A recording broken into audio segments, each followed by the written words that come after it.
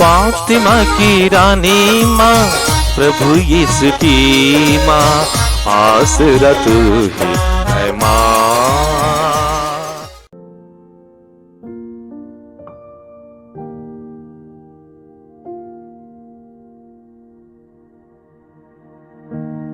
पहला पाठ विधि विवरण ग्रंथ, अध्याय 26, पद संख्याएं 4 से 10 तक। मूसा ने लोगों से कहा, पुरोहित तुम्हारे हाथ से टोकरी लेकर उसे तुम्हारे प्रभु ईश्वर की वेदी के सामने रख देगा। तब तुम लोग अपने प्रभु ईश्वर के सामने यह कहोगे, हमारे पूर्वज अरामी यायावर थे। जब वे शरण लेने के लिए मिस्र देश में बसने आए तो थोड़े थे, किंतु वे वहाँ एक शक्तिशाली, बहुसंख्यक तथा महान राष्ट्र बन गए। मिस्र के लोग हमें सताने, हम पर अत्याचार करने और हमको कठोर बेगार में लगाने लगे। तब हमने प्रभु की, अपने पूर्वजों के ईश्वर की पुकार की। प्रभु ने हमारी दुर्गति, दुख, तकलीफ तथा हम पर किया जाने वाला अत्याचार देखकर हमारी पुकार सुन ली। आतंक फैलाकर और चिन्ह तथा चमत्कार दिखाकर प्रभु ने अपने बाहुबल से हमें मिस्र से निकाल लिया। उसने हमें यहाँ लाकर यह देश, जहाँ दूध और मधु की नदियाँ बहती है, दे दिया। हे प्रभु, तूने मुझे जो भूमि दी है उसकी फसल के प्रथम फल मैं तुझे चढ़ा रहा हूँ। यह कहकर तुम उन्हें अपने प्रभु ईश्वर के सामने रखोगे और अपने प्रभु ईश्वर को दंडवत करोगे। यह प्रभु की वाणी है। ईश्वर को धन्यवाद। भजन अनुवाक्य। हे प्रभु, तू संकट में मेरे साथ रहने की कृपा कर। हे प्रभु, तू संकट में मेरे साथ रहने की कृपा कर। तुम जो सर्वोच्च के आश्रय में रहते और सर्वशक्तिमान की छत्र छाया में सुरक्षित हो, तुम प्रभु से यह कहो, तू ही मेरी शरण है, मेरा गढ़, तू ही मेरा ईश्वर है, तुझ पर ही मैं भरोसा रखता हूँ। अनुवाक्य। हे प्रभु, तू संकट में मेरे साथ रहने की कृपा कर। हे प्रभु, तू संकट में मेरे साथ रहने की कृपा कर। ना तो विपत्ति तुम पर आएगी और ना महामारी तुम्हारे घर के निकट आ पाएगी, क्योंकि उसने तुम्हारे विषय में अपने दूतों को आदेश दिया है कि तुम जहाँ कहीं भी जाओ वे तुम्हारी रक्षा करें। अनुवाक्य। हे प्रभु, तू संकट में मेरे साथ रहने की कृपा कर। हे प्रभु, तू संकट में मेरे साथ रहने की कृपा कर। वे तुम्हें अपने हाथों पर संभाल लेंगे कि कहीं तुम्हारे पैरों को पत्थर से चोट ना लगे। तुम सांप और बिच्छू पर पैर रखोगे, तुम सिंह और अजगर कुचल दोगे। अनुवाक्य। हे प्रभु, तू संकट में मेरे साथ रहने की कृपा कर। हे प्रभु, तू संकट में मेरे साथ रहने की कृपा कर। वह मेरा भक्त है, इसलिए मैं उसका उद्धार करूंगा। वह मेरा नाम लेता है, इसलिए मैं उसकी रक्षा करूंगा। वह मेरी दुहाई देता है, और मैं उसकी सुनूंगा। मैं संकट में उसके साथ रहूंगा और उसे बचाकर सम्मानित करूंगा। अनुवाक्य। हे प्रभु, तू संकट में मेरे साथ रहने की कृपा कर। हे प्रभु, तू संकट में मेरे साथ रहने की कृपा कर। दूसरा पाठ। रोमियो के नाम संत पौलुस का पत्र, अध्याय 10, पद संख्याएं 8 से 13 तक। धर्म ग्रंथ कहता है, वचन तुम्हारे पास ही है, वह तुम्हारे मुख में और तुम्हारे हृदय में है। यह विश्वास का वचन है जिसका हम प्रचार करते हैं। क्योंकि यदि आप लोग मुख से स्वीकार करते हैं कि यीशु प्रभु है और हृदय से विश्वास करते हैं कि ईश्वर ने उन्हें मृतकों में से जिलाया है, तो आपको मुक्ति प्राप्त होगी। हृदय से विश्वास करने पर मनुष्य धर्मी बनता है और मुख से स्वीकार करने पर उससे मुक्ति प्राप्त होती है। धर्म ग्रंथ कहता है, जो कोई उस पर विश्वास करता है उससे लज्जित नहीं होना पड़ेगा। इसलिए यहूदी और यूनानी में कोई भेद नहीं है। सबों का एक ही प्रभु है। वह उन सबों के प्रति उदार है जो उसकी दुहाई देते हैं, क्योंकि जो कोई प्रभु की नाम की दुहाई देगा उससे मुक्ति प्राप्त होगी। यह प्रभु की वाणी है। ईश्वर को धन्यवाद। जय घोष। मनुष्य रोटी से ही नहीं जीता है, वह ईश्वर के मुख से निकलने वाले हर एक शब्द से जीता है। प्रभु आप लोगों के साथ हो और आपकी आत्मा के साथ। संत लूकस के अनुसार पवित्र सुसमाचार। हे प्रभु, तेरी महिमा हो।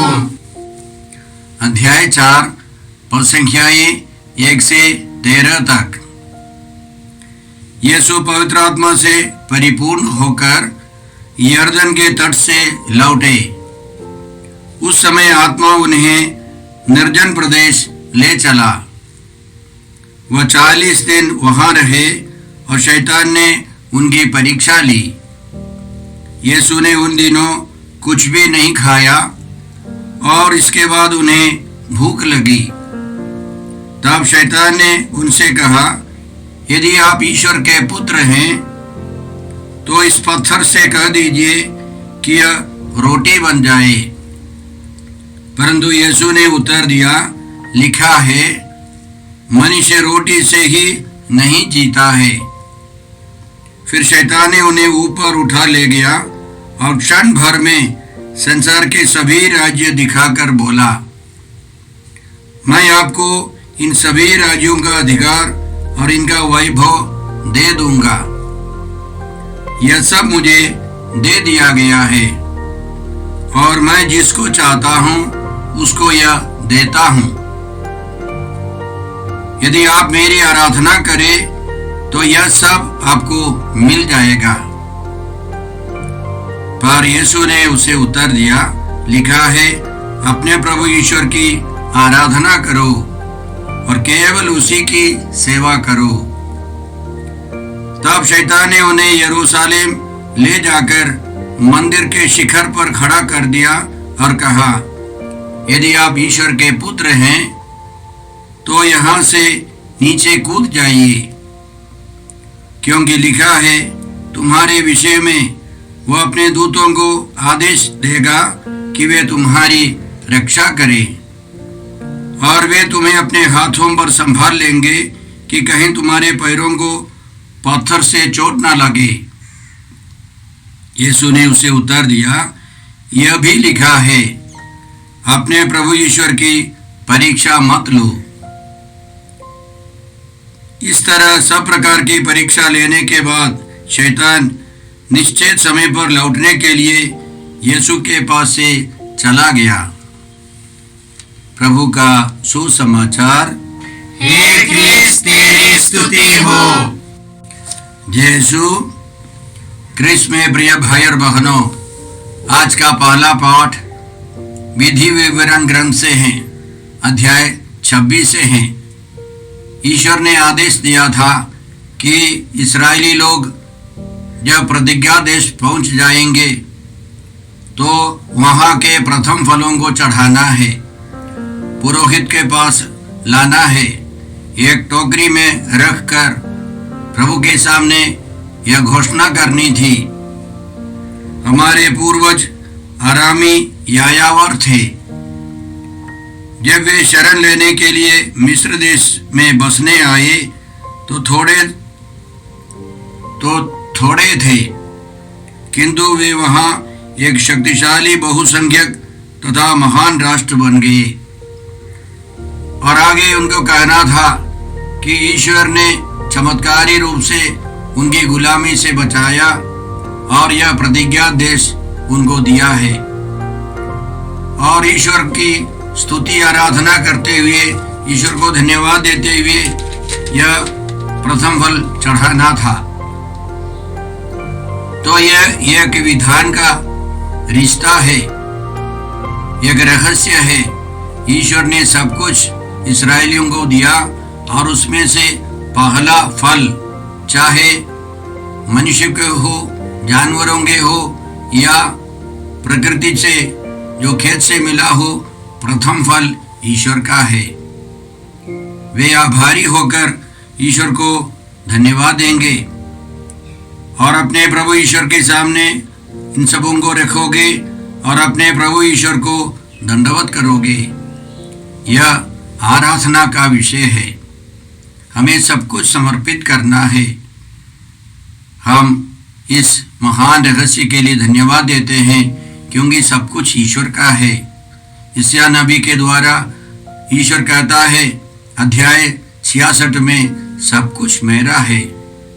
और उस प्रभु को धन्यवादी रूप से, भावना से प्रथम फल चढ़ाना है। आज का दूसरा पाठ रोमियों के नाम पत्र से है, अध्याय 10 पद संख्याएं 8 से हमने सुना। इसमें सबसे मुख्य रूप से ईश्वर हमसे कहता है कि यदि आप मुख से स्वीकार करते हैं कि यीशु मसीह प्रभु हैं तो हमको मुक्ति मिलेगी, मुक्ति का अनुभव मिलेगा। और हृदय से विश्वास करना है, हृदय में विश्वास करना है कि ईश्वर ने यीशु मसीह को मृतकों में से पुनर्जीवित किया तो हम धर्मी बन जाते हैं। हृदय से हमको विश्वास करना है। और जब कभी हम यीशु मसीह के दुख भोग, मृत्यु और पुनरुत्थान की घोषणा करते हैं तो सुनने वालों को भी मुक्ति का अनुभव मिलता है। तरह तरह के बंधनों से मुक्ति का अनुभव मिलता है। आगे ईश्वर का कहना है, जो उस पर विश्वास करता है उसे लज्जित नहीं होना पड़ेगा। इसलिए यहूदी और यूनानी में कोई भेद नहीं है, सबों का प्रभु एक ही है। आगे उनका कहना है, क्योंकि जो प्रभु के नाम की दुहाई देगा उसे मुक्ति प्राप्त होगी। तो आज के दूसरे पाठ में घंटों तक, दिनों, महीनों तक मनन करने के विषय हैं। हम ईश्वर को इन महान रहस्यों के लिए धन्यवाद देते हैं। आज का सुसमाचार संत लूकस के सुसमाचार से हैं, अध्याय 4 पद संख्याएं 1 से 13 तक।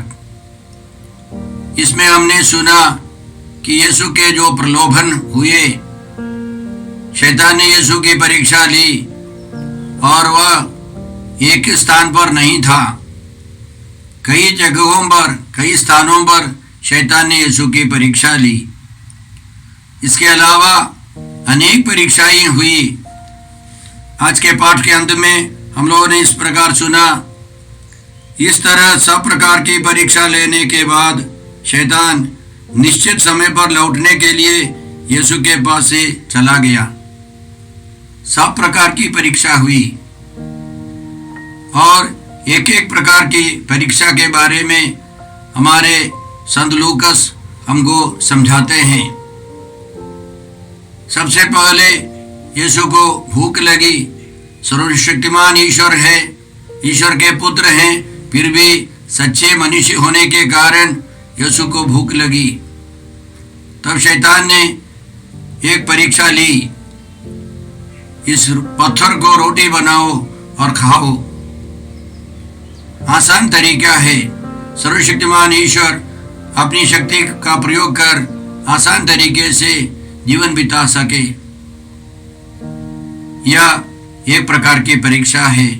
फिर दूसरी परीक्षा है सब वैभव को, संसार के सभी सुंदर वस्तुओं को सब दिखा करके शैतान की आराधना करनी है।